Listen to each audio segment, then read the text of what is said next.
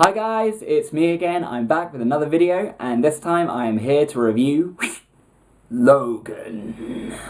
Put those down before I put someone's eye out. Quick warning, this video might get into spoiler territory, so if you haven't seen Logan yet, go away, give Logan a watch. It's absolutely worth it. Go. I'll stand here. I'll wait. You go. It's fine. You seen it now? Alright, awesome. Let's get into it. So, Logan picks up after the events of pretty much all of the other X-Men films. It's established early on in the film that this is in the year 2029. Logan is a really grizzled, world-weary old man. His healing factor isn't what it used to be. He has seen some serious shit. Like, he has seen the world that he was once a part of slowly deteriorate. Everyone that he has fought alongside, that he's been involved with, they have gone, and it has taken its toll on him as a person. It's his last film as Wolverine, as Logan, so there's going to be a lot of focus on him as a character, which was what I was looking for in this film. A lot of the story also focuses around him looking after a sick and ailing Charles Xavier. It's hinted at for a lot of the film and not really established until quite late on that something happened with Charles Xavier and him being sick that meant a lot of the X-Men died all at the same time. And because Logan was the only one to have survived that, he feels burdened with looking after Charles Xavier. So then after that establishment of Logan's new status quo, we are introduced to X-23, aka Laura Kinney, aka Wolverine's daughter. Turns out it isn't a massive spoiler. So the main plot line is that he is coming to terms with the fact that he now essentially has a daughter.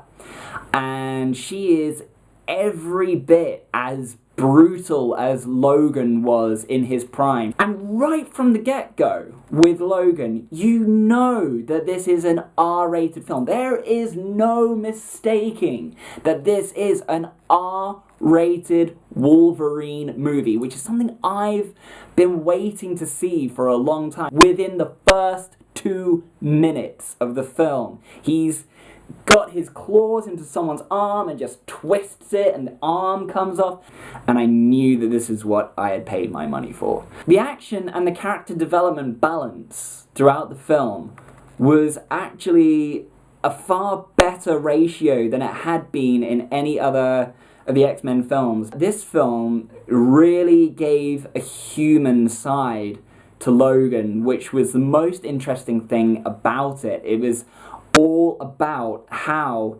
when you have a real tough time dying, how do you humanize that? How do you relate to people on a basic human level? And that's the dynamic that having his daughter introduced is essentially brings into it. And this was more along the lines of the Dark Knight style of storytelling. This is essentially the Dark Knight that 20th Century Fox has created for its X-Men universe. Deadpool helped open up the window for having that R-rated dynamic. That proved that there was money to be made and an audience that wanted to see R-rated comic book movies. It's meant that you can have that brutality partnered alongside a human storyline. And it was those two partnered together that created such an interesting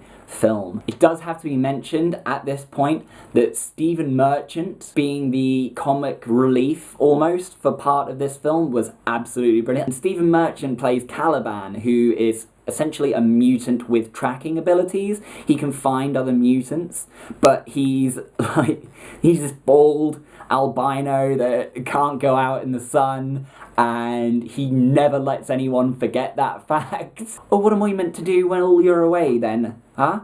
Sit around folding his bloody pants? Making him spot a dick?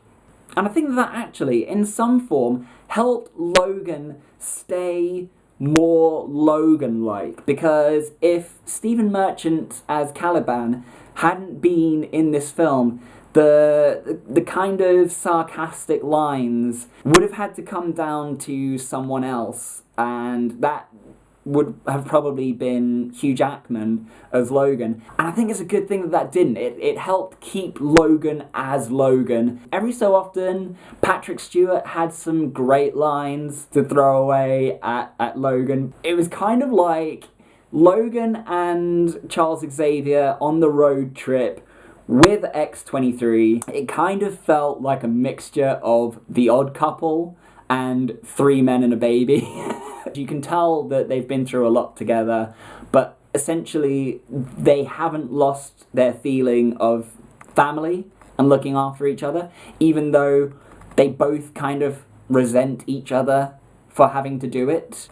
The music and score for this film was just mwah, beautiful. It's not very often that I sit there while watching a film and I think to myself, do you know what? I'm really enjoying the music. I mean, obviously, like, Guardians of the Galaxy is one of them. The score for this film perfectly reflected the action at particular points, and it helped build up the intensity in some scenes. And I genuinely felt I was really, really into the action at particular points, and that is in no small part down to the score. So something else that caught my attention recently regarding Logan was an interview that James Mangold, the director, did, and he related back to something Roger Ebert said. And the essence of the late Roger Ebert's review of X-Men Origins Wolverine was essentially, why should I care about this character? They have built this character up to be an unkillable machine of destruction. So why do I care? Where is the conflict if I know that there's no way this guy can die?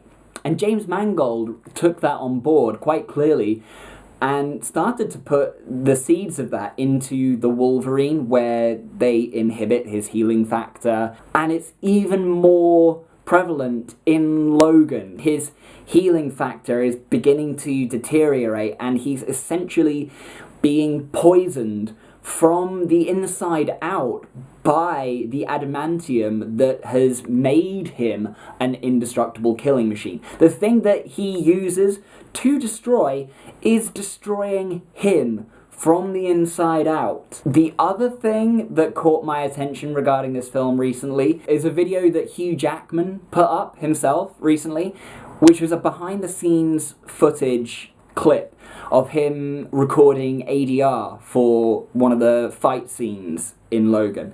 And it's essentially him in a room with a microphone, with headphones on, and he's making the noises. What it essentially showed to me was how he's been playing this character for so long now that he can just do it. He doesn't need to be in the costume. He doesn't need to have the script in front of him. He doesn't need to have the blood or the claws or anything. He's just Logan. He can just do it. And that is what I think is going to be missing for a very long time if they reboot this character somehow, and I really hope that they don't. I hope they just let it lie now. Like, that legacy has been done, it's over, move on to new ground. So something else that I found quite interesting about the film was the use of the villains in the film. Usually in X-Men films, the villain is like the big centerpiece, like who they fight at the end. It was very integral to X-Men Apocalypse.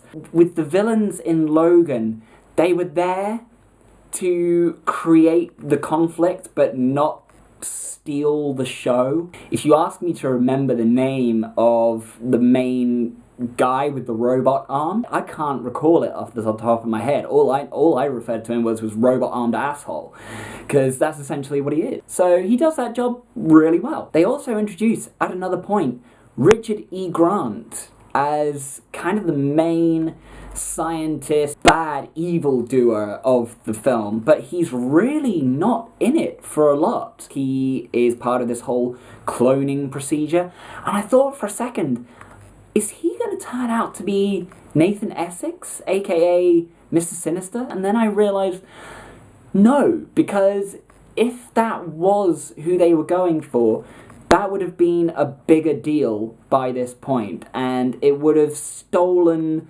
screen time away from Logan being the center point of the film. And I think that that's actually paid off in their favor. Because you don't care about him as a villain, when Logan just picks up a gun and just fires it at him, you kind of go, cool, that's great, he's done. He's also in there at the end kind of to describe what happened to a lot of the mutants. They didn't exactly gloss over that bit, but the explanation that they gave to it was kind of very, oh, well, we did this. And I kind of thought, well, okay, that's the explanation behind that then, and it was kind of building up to that throughout the film. But cool, I know what happened now. Let's see Logan do more Logan things. Essentially, I think Logan is due to go down as a genre-defining film of the most recent years. Like, this is now what The Dark Knight was a few years ago, as far as redefining what can be done with comic book movies. There can be a darker element to comic book films where it's necessary, particularly with Batman. What Logan and, to an extent, Deadpool have now done is introduce this idea that actually comic book movies don't all have to be centered around, like, non-violence. They don't all have to be for a lower age gap. It does open up the window for criticism of the fact that if kids get into these characters, there's going to be parents having to explain to kids, like, look, I know you like this character, but this film that we're about to see, that's got some stuff in it that you're not quite ready to handle. I don't know how that's going to turn out. I think only time will tell for that. I really want to see Daphne Keane in future X-films, X-Men related films. Maybe not X-Men, because the timelines in that wouldn't match up, but what I really want to see is her leading up the team of the kids that they rescue that all have mutant powers. I want to see that kind of become the New Mutants film, or Runaways, or some mixture of the two. The X-Men are done, they are the New Mutants, and that would really make sense. If they do that, count me in. Logan was a fantastic film. It was everything I wanted to see for a Wolverine film. It's not entirely without its flaws. There were some slow parts in it, but the slow parts had meaning. Definitely exactly what I wanted to see from this film. So if you'd like to read more about what I've thought of Logan, I do put up reviews on letterboxd.com. That's letterboxd.com. I have a profile on there. Go ahead and read some more of my reviews. I do put up a short review for a lot of what I see. Logan is a slightly longer review, as you can probably tell by this video. I have a lot of feelings about Logan. And if you like what you've seen here in this video, give me a like and hit that subscribe button to see more in the future. Let me know what else you'd like to see. And until that point, I will see you next time.